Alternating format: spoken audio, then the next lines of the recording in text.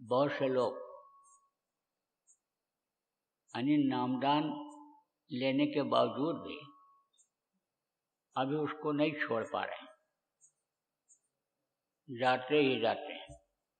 कुछ दिखावे में जाते हैं, कुछ पड़ोसी के साथ की वजह से जाते हैं, और कुछ ऐसे ही धार्मिकता में लोग इधर जाते हैं।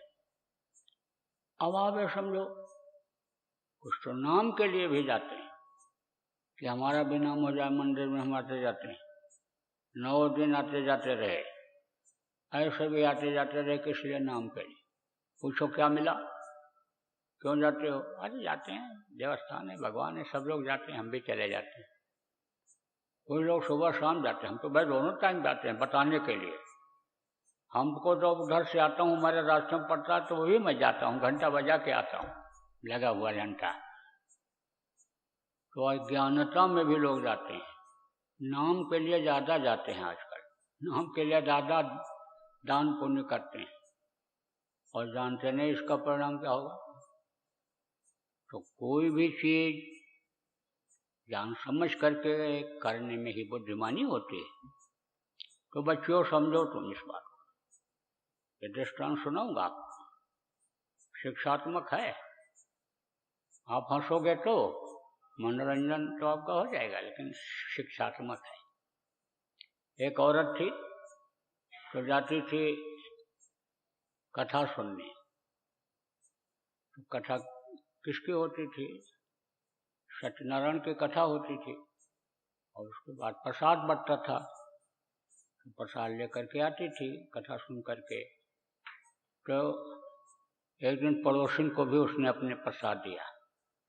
तो जो पड़ोसिन थी उसने कहा कि भाई ये प्रसाद कहाँ से लाई? ये तो बहुत अच्छा लगा, बड़ा मीठा प्रसाद है।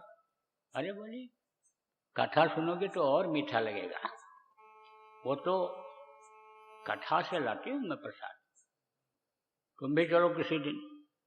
बोले हम क्या करें, हमको तो मरने की फुर्सत नहीं, बच्चों को संभालना, और ये देखो जानवर हैं, भैंसे हैं, गाय हैं, इनको संभालना, बैलों को संभालना पड़ता है, मेरे पास तो समय नहीं बहन, मैं क्या करूं? तो कहा कि समय निकालो, आप किसी दिन चलो। बोले अच्छा देखेंगे, जैसा भगवान को मंजूर होगा वैसा करेंगे। फिर उसने सोची, पूछा जाए भाई कथा में क्या होता है, कैसे होता है, क्या होता है। तो दूसरे दिन फिर प्रसाद दिया उसने। तब कहा बहन अब बैठ जाओ, अब हमको बता दो कि कथा कैसे होता है, क्या होता है। तो उसने बताया, और यह भी कहा जो प्रसाद लेकर आती थी कि एक दिन मैं भी कराऊंगी, तो तुम यहीं आ जाना, सुन लेना। बोली बहन तब तो बहुत बढ़िया रहेगा, पड़ोस में ही हो जाएगा।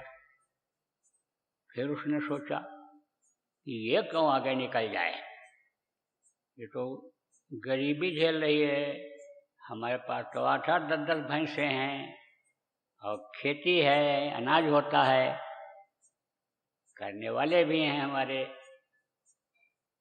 तो मैं क्यों न करा लूं, मेरा ही नाम रह जाए, जब सब चीजों में मेरा नाम है।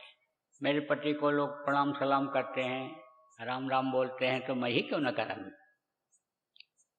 तो बोली कि कथा कैसे कराया जाता है? बताइए ऐसे ऐसे होता है, और तुमको बहन कभी कराना होगा तो तुम आने समय लोग मिलवा देंगे, पंडित जी से पूछ लेना, वो बता देंगे। और वो बेचारी गरीब घर की थी, कहा मोहन नारी नारी का रूपा, अपन निगारी अचरित अनूपा।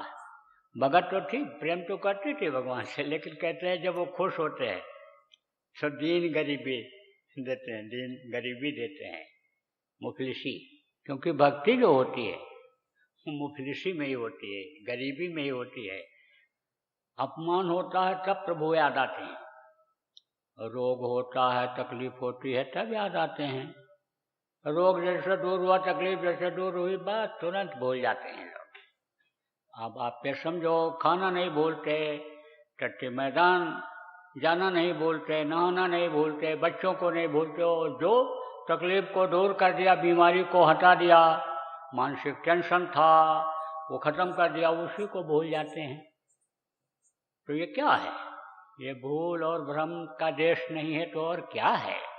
काल और माया का देश नहीं है तो और क्या है? तो कहते हैं काल को नहीं खाता है, बाकी सबको खा जाता है। काल अपने को नहीं खाता, काल मौजूद रहता है, लेकिन बाकी काल सबको खा जाता है। तो खा जाएगा, निकल जाएगा, लेकिन इस चीज को भूले हुए हैं कि एक दिन हमको काल निकल जाएगा, हमारी जीवन लीला खत्म हो जाएगी, हमारा सब कुछ चला जाएगा। तो बेचारी उसने सोचा कि भाई सामान लाना पड़ता है, इंतजाम करना पड़ता है, वो हमारी ऐसी स्थिति नहीं है, तो चलो यही करा लेगी। पड़ोसिन है तो पड़ोसिन को खुश रखना चाहिए। सुनते सुनते सत्संग, अच्छी बातें, मानवता भी आ जाती है, परोपकार की भावना आ जाती है, सेवा की भावना भी आ जाती है। तो बोली, जो प्रसाद लाती थी औरत, कि बोली बहन करा लोगी तो बहुत अच्छा रहेगा, हमारे लायक भी जो दो धूप मदद की जरूरत होगी हम कर देंगे। तो उसने मन बना लिया। अब शाम को जब उसका पति आया तो बोली कथा करा लो। कथा क्या चीज होती है? अरे बहुत अच्छी अच्छी बातें बताते हैं, प्रसाद बहुत अच्छा मीठा लगता है, आज तो मैंने भी तुम्हारे लिए ले रखा है। बोला हमको कोई प्रसाद नहीं खाना है, हमको कोई कथा नहीं कराना है। तो नहीं बोली। अब उसने तो मन बना लिया था। कभी कभी कोई औरतें ऐसी होती हैं जो मन बना लेती हैं, और मन बना लेती हैं तो करवा ही डालती हैं। बालें अपना नोचने लगती हैं गुस्से में, बातें पटकने लगती हैं, लड़के का ही कान ऐठने लगती हैं। तो ऊब करके आदमी कहता है चल चल घुमा ले आवे, तेरी इच्छा है, जब तू रोज रोज कह रहे कि घुमा लावे घुमा, चल मंदिर चलते हैं, ले चलते हैं। अब चाहे वहां भूत ही लग जाए। क्यों? क्योंकि बढ़िया इत्र फुलेल, बढ़िया खुशबू वाली चीजें ले करके जाते हैं और लगा करके जाते हैं। तो भूत को क्या चाहिए खाने को? खुशबू, सुगंधी उनका आहार है। तो वो उसी प्रसाद के साथ लौट आते हैं, उसी खुशबू के साथ चले आते हैं जो उनको अच्छा लगता है, और सिर पर सवार हो जाते हैं।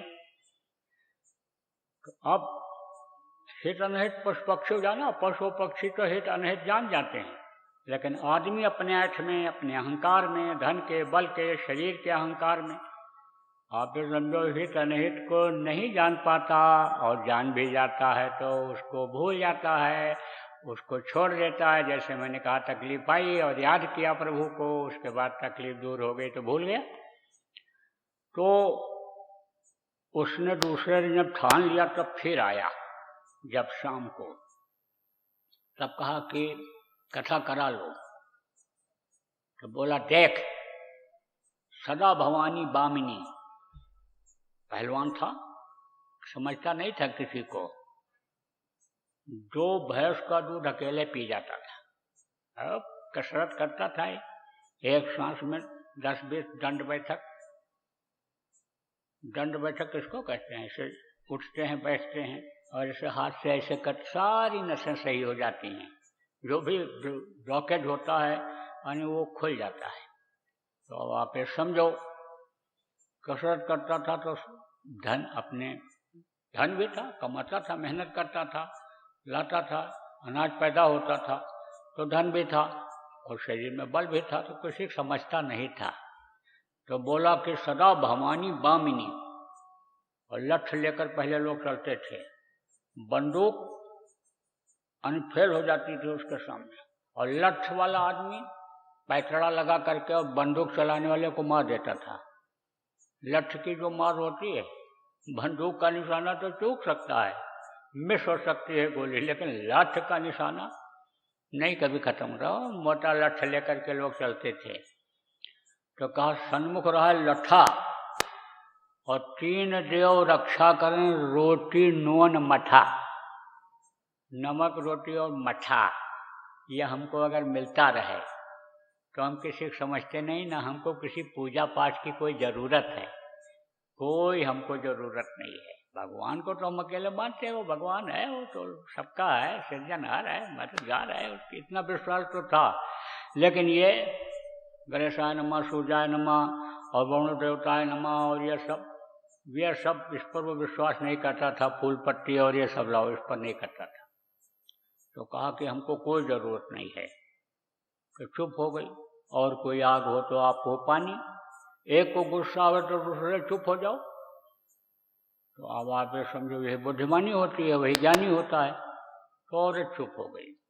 तीसरे दिन बढ़िया और रोटी बनाई और थोड़ा घी ज़्यादा लगाया और सब्जी बनाया बढ़िया भून करके खुशबूदार। खाएगा तो खुश हो जाएगा। खाया और फिर उसके बाद में जो है वो पैर वैर दबाया और जब बोला आज बहुत अच्छा बना था, बहुत खुश था। अब फिर उसके बाद बोली कथा करा लो। कहा रोज रोज कहती कथा करा लो, कथा करा लो, कोई कथा नहीं कराना है, खबरदार अगर कल बोली फिर कथा के लिए। तो जब सुनी तब उसने गियर बदला। गाड़ी चलती ना, first gear second gear top में कर दो तो फिर तेजी से दौड़ने लगती है। ऐसे ही अब उसने शुरू किया कि घर की मालकिन हूँ, अर्धांगिनी हूँ, तुम्हारे बच्चों को संभालती हूँ, तुम्ही ने बच्चा पैदा किया कि हम ही ने पैदा किया, तुमने नहीं किया, तुम्हारे बच्चे नहीं हैं, तुमको नहीं यानी खिलाएंगे कमा करके, उनको संभालती हूँ, जानवरों को संभालती हूँ, और ये ताकत तुम्हारे अंदर है, गरम गरम रोटी बना के देती हूँ, तब तुम किसी नहीं समझते हो। एक स्पीड में बोलने लग गई। अब जब रोटी का नाम सुना तो बोला रोटी ही तो ताकत दिए हुए है शरीर को, और ये भैंसें ही तो शरीर को ताकत दिए हुई हैं, दूध बंद कर देंगी, नहीं खिलाएगी। या जब रोटी का नाम सुना, भाई बंद न कर दे, कल देना न बंद कर दे, ये तो अन्नदाता है, घर की लक्ष्मी है, इसको मारा पीटा भी नहीं जा सकता, भगाया भी नहीं जा सकता है, मर्यादा के खिलाफ हो जाएगा। तो बोला अच्छा देवी, अच्छा लक्ष्मी, अच्छा तू मेरी प्यारी घरवाली, करा ले जो तुझको कराना है, ले ले पैसा और जा सामान सब ले आ और पूछ ले पंडित जी कैसे करते हैं कथा, सब समझ लेना ठीक से, कोई कमी न रह जाए, करा ले तू, भाग्य लक्ष्मी तू करा ले, धन लक्ष्मी तू करा ले। जब बातों से पेट भरा उसका, खुश हो गई और दूसरे दिन रुपया लेकर गई और पंडित जी से पूछा पंडित जी कथा कैसे होता है, क्या क्या सामान आता है। तो सामान तो उन्होंने लिखकर सब दे दिया, दुकान बता दिया, वहाँ चली जाओ, दुकान पर पर्ची दे देना, सामान दे देगा वो, उसको पैसे दे देना और फिर उसको ले आना, इस तरह से काट कूट करके अमनिया करके इसको बना लेना और फिर चौका लगा देना। चौका के अंदर कथा होगा। चौका किसको कहते हैं?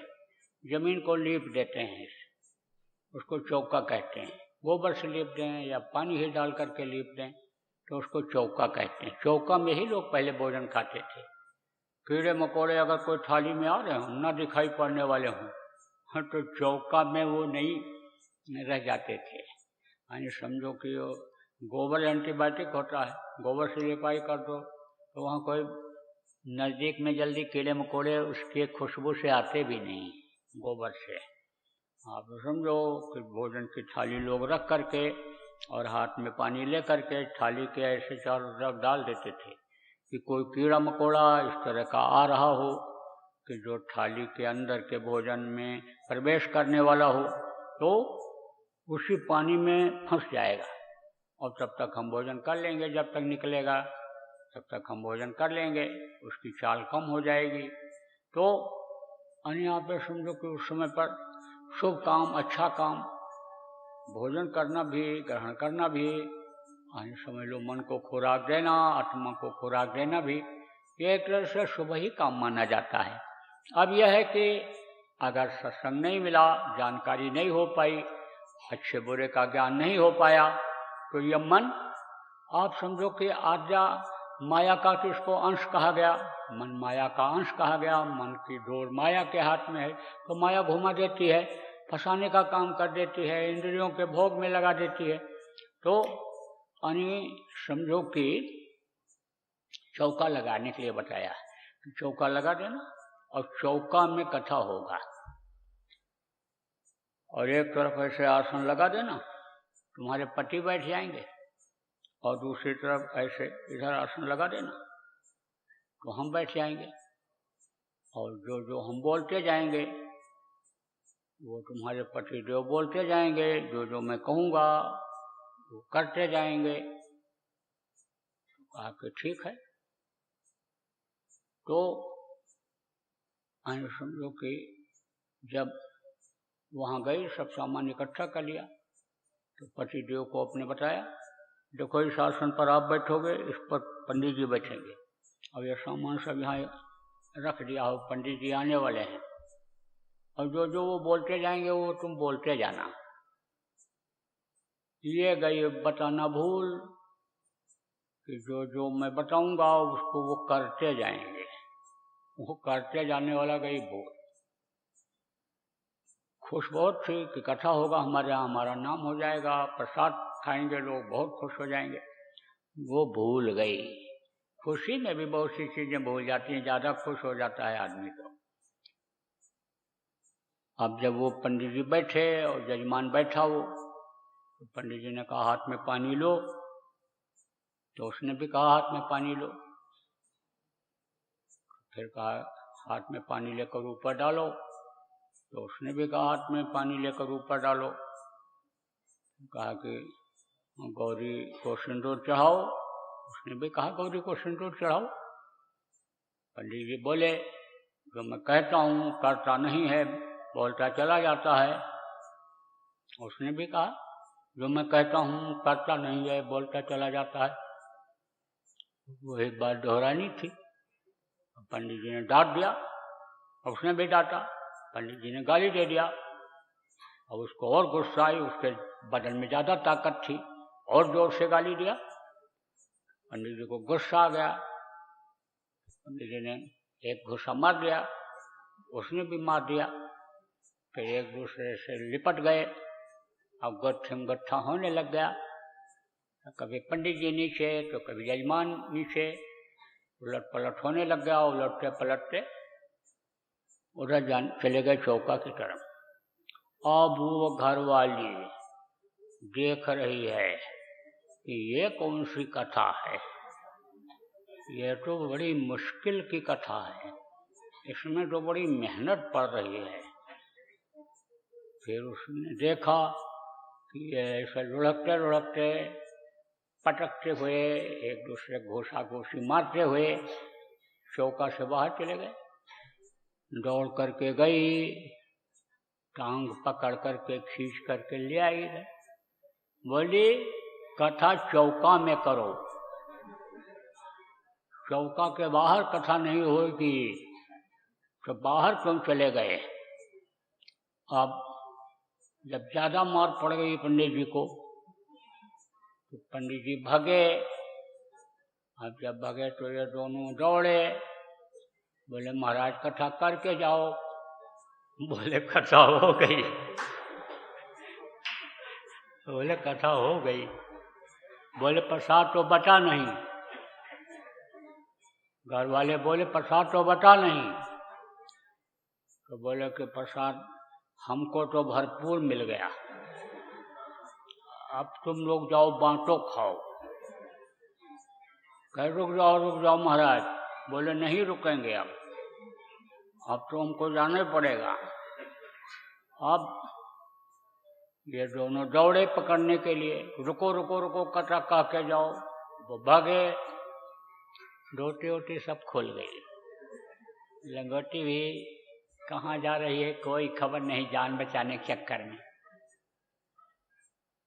तो पंडित जी ने कहा था कथा जब हो जाएगा तो तुम सीधा सीधा सीधा दे देना। सीधा किसको कहते हैं? दाल चावल आटा सूखा, नमक हल्दी मिर्च मसाला जो भी बनाने खाने का होता था उसको दे देते थे इनको। अपने यहाँ बनवा खा लेते थे, क्योंकि सबका बनाया हुआ खाते नहीं थे उस समय पर ये लोग, विद्वान लोग। तो कहते थे उसको ये सीधा है। जो चीज़ सीधा होता है, जिसमें कोई बनाना नहीं, मेहनत नहीं करना, उसको सीधे कहते हैं। तो कहिए सीधा है। तो उन्होंने कहा था भाई हमको सीधा दे देना और हम जो है वो घर पे खा पी लेंगे। तो अब ये दोनों लौट आए, चले भाई चलो प्रसाद बांट दें। तो प्रसाद जल्दी जल्दी बांटे। फिर उसने कहा,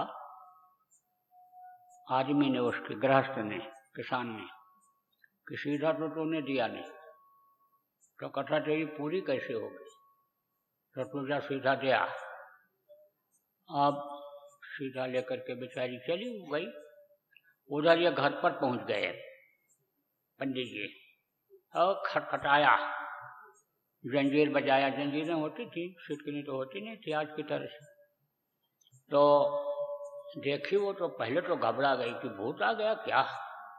बाल नीचे, आंखों के नीचे कालापन, चेहरे पर काला दाग, अब बदन में कपड़े एक भी नहीं। अरे बोले भूत आ गया क्या? अरे भूत नहीं है, हम पंडित जी हैं। अरे पंडित जी हो? हाँ। तो अंदर आओ। हाँ। वो अब पूछने लग गई, साफ करने लग गई, पूछने लग गई किसने यह हालत बनाया, किसने बनाया? मैं तो उसका खून पी जाऊंगी, बाल दाढ़ी नोट डालूंगी, आदमी थी कि औरत थी कि कौन था, किसने यह हाल बनाया? तब तक वो सीधा लेकर आ रही थी। पंडित जी ने कहा भाई यह आफत आ गई। हानि एक आफत में तो बुला के ले गई, फंसा दिया। जीवन में इतनी मार कोई नहीं मारा था, और इसने देखो कैसे प्रेम प्रेम में कुटवा दिया इसने। तो कहीं और कोई न चाल हो, वो ना आ रहा हो। अब वो यही पूछ रही थी, मैं तो उसका खून पी जाऊंगी, उसका खून पी जाऊंगी। कौन है वो जो आपकी ये हालत बनाया, हमारे पति का, हमारे परमेश्वर का ये हालत बनाया? कौन है वो? अब जब ये देखे तो उंगली दिखा दिए, इनको छोड़ करके। अब पकड़ा बाल उसका पंडितानी ने, चाटा, घुसा, मार पटक दिया उसको, चढ़ बैठी उसके ऊपर। अब वो बेचारी कुछ नहीं बोली। क्या बोले वो? तो आप फिर समझो कि वो किसान तो लिपट भी गया था, क्योंकि उसको तो यही था जो वो करेंगे वही करना है, जो कहेंगे वही कहना है।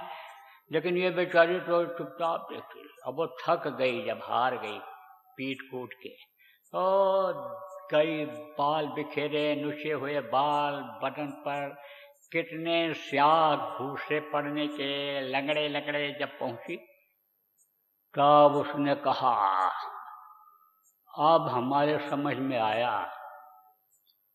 कथा से ज्यादा मेहनत तो सीधा देने में पड़ती है।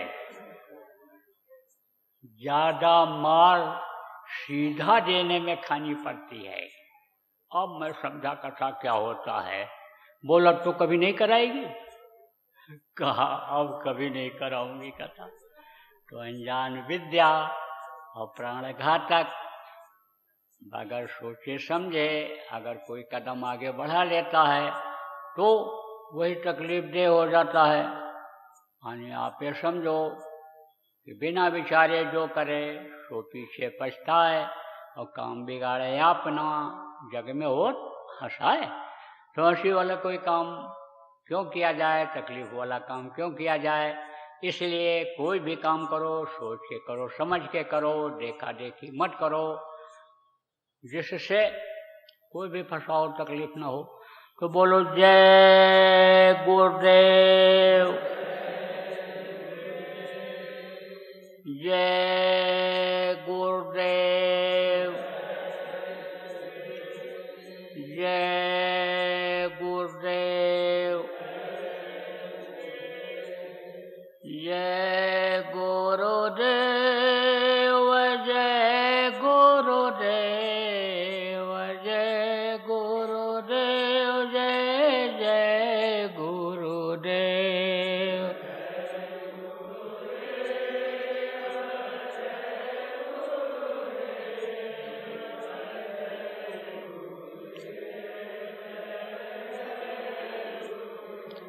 जय गुरुदेव,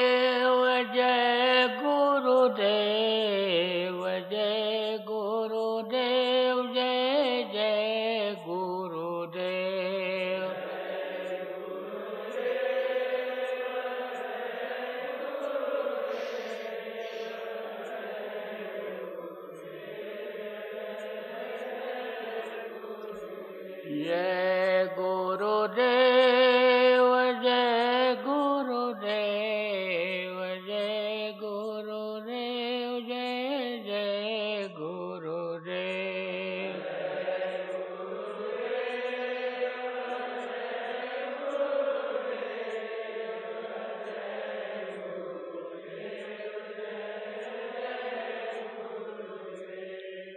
जय